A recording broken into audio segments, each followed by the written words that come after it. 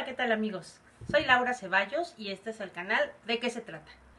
Hoy vamos a platicar de una figura jurídica que se ha estado tratando mucho en muchos foros y de la que el presidente ha estado hablando, de el fideicomiso. El fideicomiso es un negocio jurídico por el que el fideicomitente destina ciertos bienes o ciertos recursos para la realización de un fin lícito.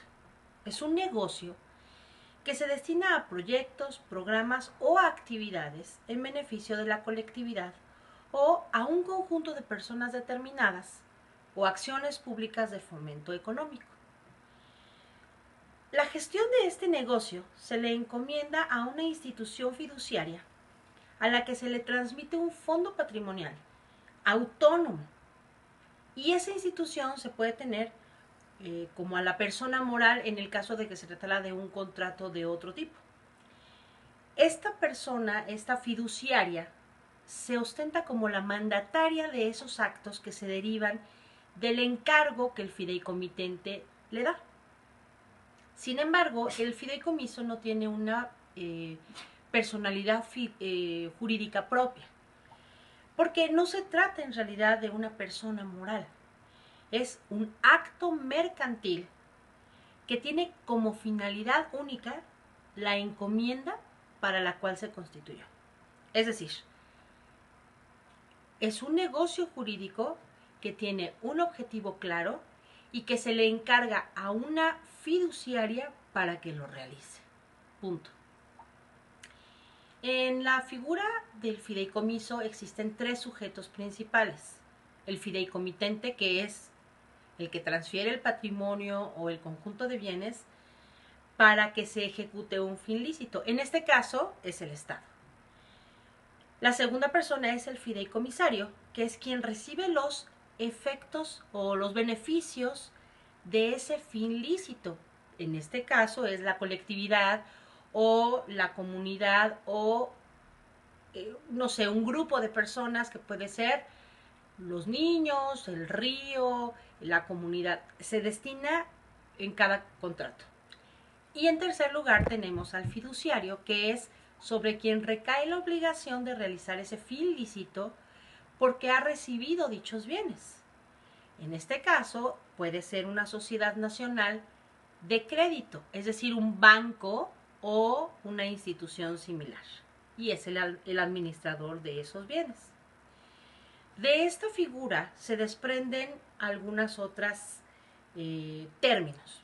En primero tenemos el patrimonio fiduciario, que son todos los bienes y derechos que el Estado destina y transmite a esa institución fiduciaria. Tenemos el objeto, que es la realización de ciertas actividades que se consideran prioritarias y deben de ser consistentes en la prestación de servicios, la ejecución de obras, la organización de eventos, la realización de inversiones. En fin, el objeto es amplísimo. En tercer lugar tenemos los fines del fideicomiso. Estos fines deben de estar delimitados por el interés público, o sea, tienen que presidir la actividad del Estado. Después tenemos la duración. Si se tratara de un fideicomiso privado puede ser de 30 años, pero en este caso los fideicomisos públicos pueden ser indefinidos. No tienen una caducidad mínima o máxima, pueden establecerse por un año, por 10, por 100 o indefinidamente. También se encuentra el comité técnico, que requiere que exista un representante de Hacienda, uno de la propia fiduciaria y otro que será quien represente al sector hacia el cual se destina el fideicomiso. Y por último tenemos al delegado del fideicomiso, que es quien realmente gestiona el fideicomiso directamente.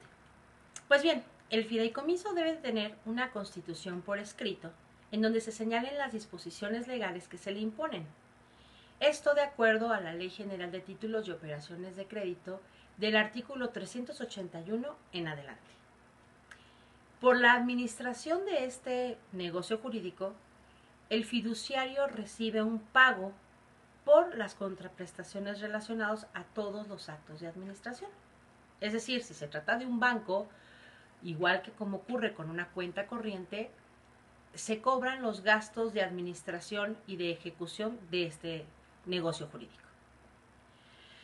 Bueno, en el informe de la Secretaría de Hacienda y Crédito Público de septiembre de 2019, se dio a conocer que existían aproximadamente 335 fideicomisos públicos que manejaban algo así como 855,000 millones de pesos. Y cada fideicomiso tiene un fin distinto y, por supuesto, un objetivo único. Muchos de esos fideicomisos servían para ocultar, desviar o no transparentar simplemente el destino de esos recursos públicos. O sea, servían para bajar recursos de la Federación sin que se tuviera que etiquetar para aquello a lo que se les destinaba. Por ejemplo, a una entidad se le destina un presupuesto anual. Esto es con aprobación de la Cámara de Diputados y siempre en base al presupuesto ejercido el año fiscal anterior. Si existía un subejercicio, esa entidad, por ley, debía haber regresado ese presupuesto no ejercido al erario federal. Pero como esto también implica que, por un lado, se le apruebe menos presupuesto al año fiscal siguiente y la limitación de tener recursos, idearon la fórmula perfecta: crear un fideicomiso que les permitiera tener esos recursos sin realmente transparentar su uso. Es decir, para no recibir menos recursos, creaban estos fideicomisos etiquetándolos con cualquier título y haciéndolos un cochinito oculto del que además no debían de dar cuentas. En la revisión minuciosa de los fideicomisos que existían, por ejemplo en el CONACYT, se encontraron 64 fideicomisos que estaban sin vigilancia fiscal. El decreto presidencial de eliminarlos, contrario a lo que señalan los opositores de estas políticas económicas, no dejan desprotegidos a sus beneficiarios, sino por el contrario. Una vez que estas personas son parte de la lista de beneficiarios, seguirán siéndolo por el resto del tiempo que su contrato señale. La diferencia estriba en que, en lugar de que sea un fideicomiso oscuro el que reparta esos recursos, les serán dotados de manera personal. Esa es la diferencia.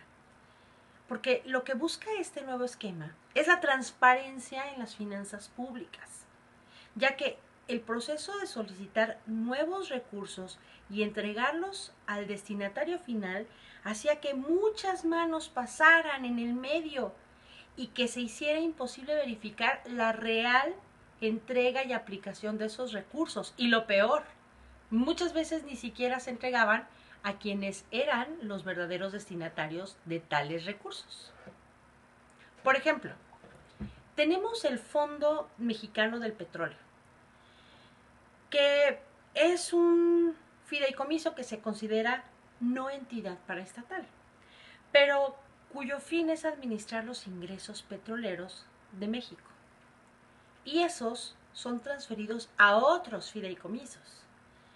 Por esa estructura que se tiene, se permite que sean personas particulares quienes los administran.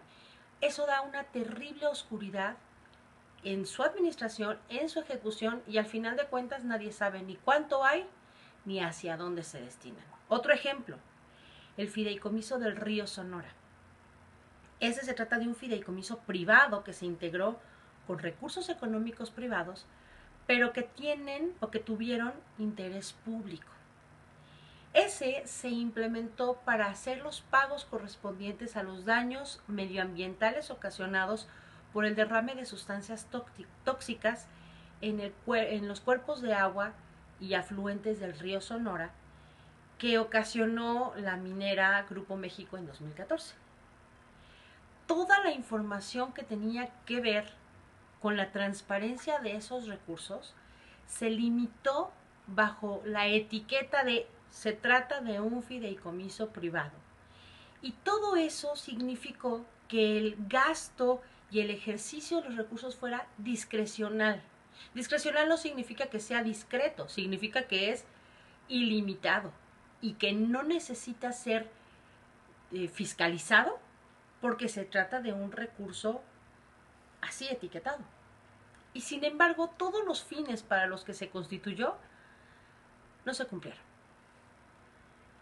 La administración de todos estos fideicomisos era completamente opaca, oscura. Y además estaba protegida por el secreto bancario y por el secreto de fiducia. Y todo esto hace que la obligación de confidencialidad de los bancos no les obligara a proporcionar informes claros de esos recursos que se destinaban a los fideicomisos. Entonces, además de la operación de los fideicomisos a discreción, a voluntad de un comité técnico, se permitía que personas del ámbito privado se convirtieran en administradores de dichos fondos y al no ser funcionarios públicos pues tampoco tenían la responsabilidad de cumplir con las obligaciones del Estado. Entonces, como no se puntualizaban estos ingresos, egresos y subejercicios, ni tampoco si los objetivos para los que fueron destinados se estaban cumpliendo de acuerdo con todos los planes y programas de cada uno de esos fideicomisos, pues se volvió un negocio súper atractivo esa creación y esa operación de fideicomisos, porque en realidad se vuelve imposible rastrear el patrimonio que se le otorga a cada uno de ellos. Pues bien, el 2 de abril de 2020 se publicó en el Diario Oficial de la Federación el decreto por el que se extinguen los fideicomisos públicos sin estructura orgánica y los mandatos, así se intitula. Esto significa que de acuerdo al Plan Nacional del Desarrollo, se decidió extinguir a todos aquellos fideicomisos que, lejos de cumplir los objetivos sociales para los que fueron creados y para los que estaban destinados, y que en realidad se volvieron una fuente de despilfarro y de recursos naturales para transformarlos en otra cosa, es decir, para que las personas destinatarias de dichos recursos los reciban de manera directa y transparente. Es que urge que sea obligatoria una administración eficaz, transparente y honrada en todos los ámbitos de la administración pública, tanto federal como estatal como municipal. Este mismo documento hace una excepción sobre los fideicomisos que no se deben extinguir, y estos son los que se constituyen por mandato de ley o por decreto legislativo y que necesitan una reforma constitucional para su propia extinción. También aquellos que fueron instrumentos de deuda pública, así constituidos, o los que se destinan para la salud pública, para las pensiones o para las obligaciones laborales. Entonces, todo esto que se oye alrededor de la palabra fideicomiso y que tantas personas parece que se sintieran directamente afectados por la extinción de tales fideicomisos, no es otra cosa que ruido, porque los destinatarios reales de tales instrumentos no se verán afectados. Es decir, si se extingue un fideicomiso, por ejemplo, en el CONACYT, para becarios de una cierta área de la investigación, en vez de que pasen los recursos por varias manos, serán directamente etiquetados por el CONACYT para entregarlos desde la federación a la persona que los deba recibir. Estas becas de las que tantos científicos y becarios dependen. Entonces, vamos a dejar de tenerle miedo a las cosas que se están haciendo, porque este no es un gobierno de ocurrencias como tantas veces se ha querido hacer creer. Este no es un gobierno que busque quitarle a los ricos para darle a los pobres, sino redistribuir lo que es de la federación, es decir, lo que es de todos, con el único propósito de que las brechas entre ambos polos de la economía sean cada vez menos grandes. No se les va a quitar el dinero a los ricos, pero sí se les va a dar oportunidades de desarrollo real, de crecimiento real, de poder económico a las personas que menos tienen. Por ejemplo, cuando se decretó que ya no se iba a permitir la concesión de operación de guarderías a particulares, situación de la que hoy estamos cumpliendo 11 años de los lamentabilísimos hechos que dieron lugar a la muerte de 49 bebés y 106 más que quedaron con lesiones permanentes. Esta operación oscura en casas de dudosa seguridad, en bodegas, en lugares muy improbables, permitía que las personas que buscaban tener una guardería la obtuvieran sin mayor trámite. Lo único que se requería era entregar un formato dado por la propia oficina de subrogaciones, llenarla con los datos y listo. Cualquier persona podía tener una estancia infantil con 8 niños y sin mayor problema. La consigna era, pues si tienes hijos, sabrás cuidar a los hijos de otros. El problema es que todas estas situaciones oscuras, corruptas, dieron lugar, por ejemplo, a la tragedia de la que hoy nos dolemos. Y la gente pegó el grito en el cielo, ¡ay, cómo el presidente se le ocurre quitar las estancias infantiles! No se necesitan. ¿Así? No. Primero porque las estancias infantiles cumplen un propósito, sí, de cuidar a los niños, pero también de proporcionarles un lugar seguro para estar, donde coman, donde duerman de manera adecuada.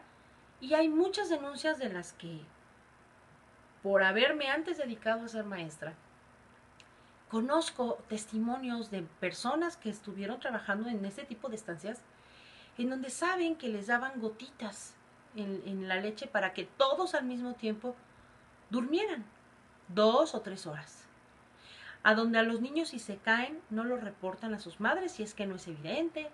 A donde si los bebés de pronto sufren rosaduras o alguna situación de violencia en sus cuerpos, tampoco es reportado. ¿Por qué? Pues porque son o eran estos lugares de muy dudoso plan de seguridad, inspeccionadas, pero a lo mejor de pronto el que inspeccionaba recibía un dinero y se hacía de la vista gorda con ciertas cosas. Entonces, todos estos esquemas de corrupción que hoy se están eliminando de la vida pública de México, nos están convirtiendo en una sociedad que se interesa en que las cosas se hagan de manera honesta y transparente.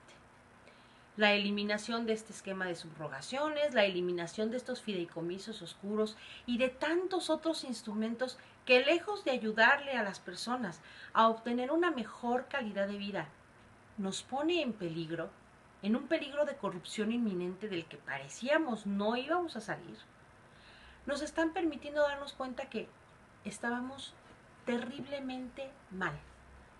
El cambio es las personas que deban recibir un dinero por su esquema de estudios, por pertenecer a una comunidad, por ser parte de un grupo protegido, seguirán recibiendo estos beneficios porque son parte de un esquema de protección o de ayuda para que así continúen.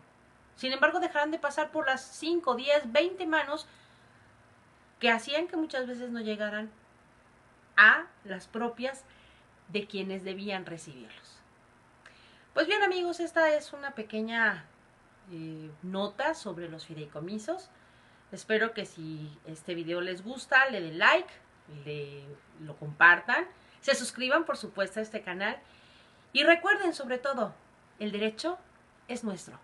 Muchísimas gracias, amigos. Soy Laura Ceballos.